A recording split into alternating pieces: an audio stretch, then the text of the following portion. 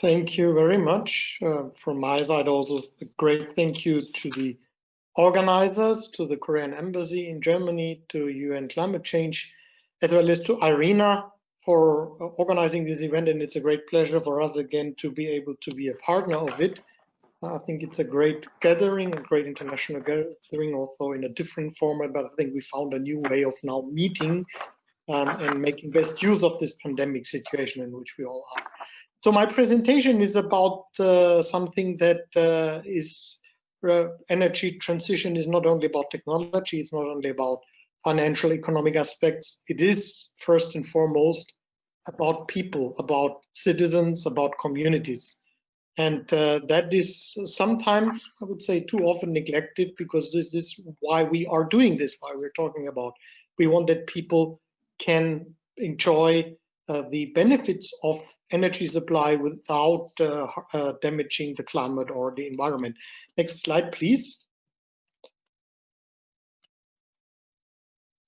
So putting citizens and communities into the previous one, please, into the center of the energy transition, or maybe we should better say transformation, as it's an active process, of course means, and I'm glad that there was reference made to the role of citizens and communities, not only focusing on their role of accepting the energy transformation, but becoming drivers and having an active role.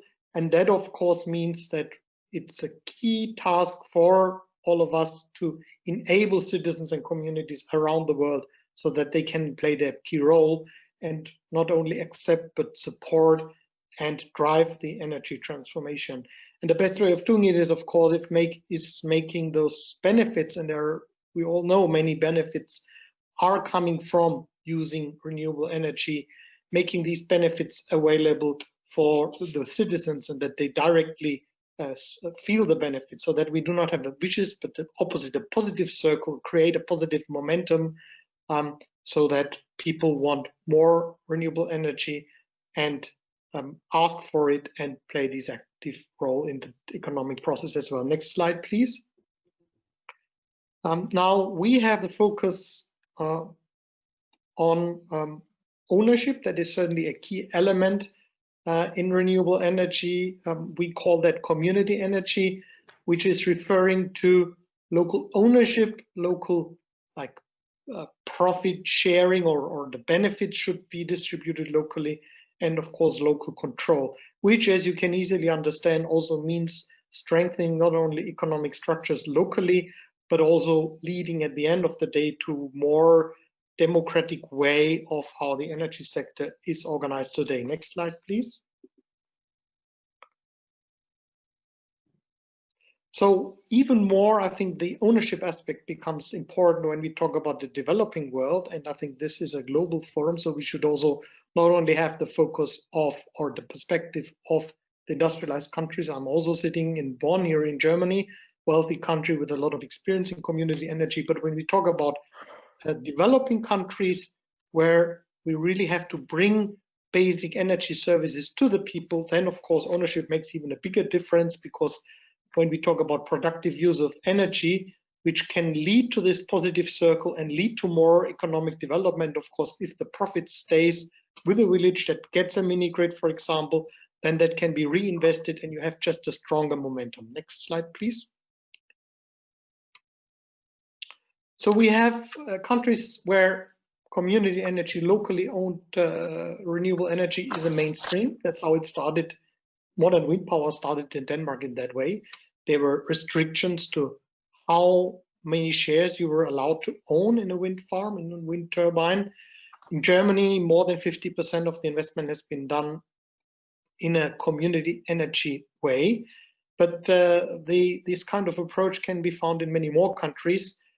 Korea is not on this list here, but of course I'm also aware of community wind farm in Korea. That I know also that solar plays an increasing role in Korea, but it can be found in many countries around the world, although it's not yet so much discussed on the political level, which is a bit unfortunate. The next slide, please. Slide, please, because of course we need to have the right frameworks in place, and there we need to understand that switching from an energy system which is highly centralized to a decentralized energy system with also a much larger variety of investors requires different frameworks, different policies. And here we see that when we talk about electricity in particular, of course, there are some frameworks which are unfortunately now spread more. Quota systems and auctions are very difficult to deal with for community-based investors, for small investors in particular. We know that feed-in tariffs have been open. They've not given privileges to anyone, but they've been what I've called non-discriminatory. So these are kind of policies which have been supportive.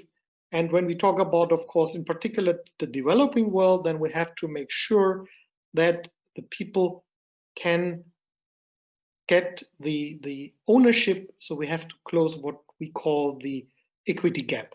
So there need to be new innovative tools developed. I think one thing is also important. We also heard about COVID-19 recovery programs. It's very clear that the governments are focusing now more on domestic national resilience. And I think that a normal natural answer is also giving a stronger focus on the communities, on the local level, focusing on that. And of course, we will grids as well. But of course, let's see how much can be done on the local level, how much can be done on a household level, and what cannot be done there, that should be done on the next level. Next slide, please. There is unfortunately a quite bad example, I have to say. I mean, I'm based working from Germany. Germany had, as I explained, a very strong community energy sector, but now with the switch from feed-in tariff to auctions, which unfortunately many governments are following, that's more or less destroying that sector. And you can see that the goals, we've made a 3-year study analyzing the first 3 years of auctions which were introduced in the German power sector, that none of the 3 goals that the German government had set were achieved. So the market was much smaller in the case of wind power.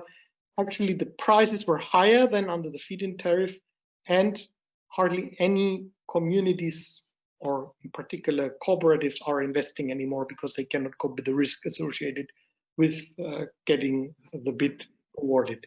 Next slide, please.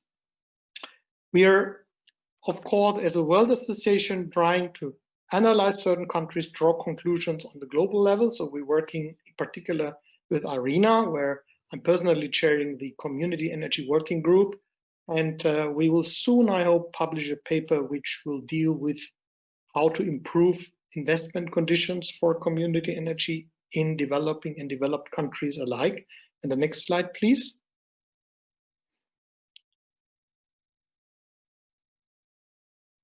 And now what I'd like also to mention, and that I think for some of you will understand why this is so important. We are now focusing on one aspect of the energy transition, and that's the gender aspect in community energy.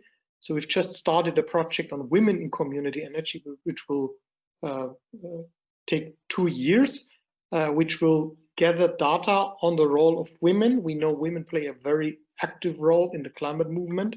There is some indications that they're not so active in renewable energy in general, same with community energy. So if we really want to mobilize all the social forces that we need, we have to also look into this aspect.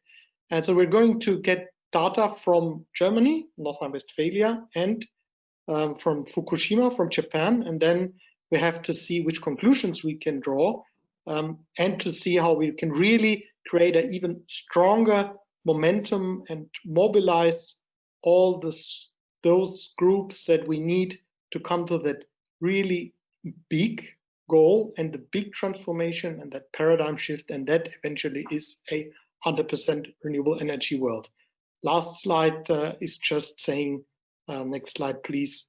Thank you very much for your attention.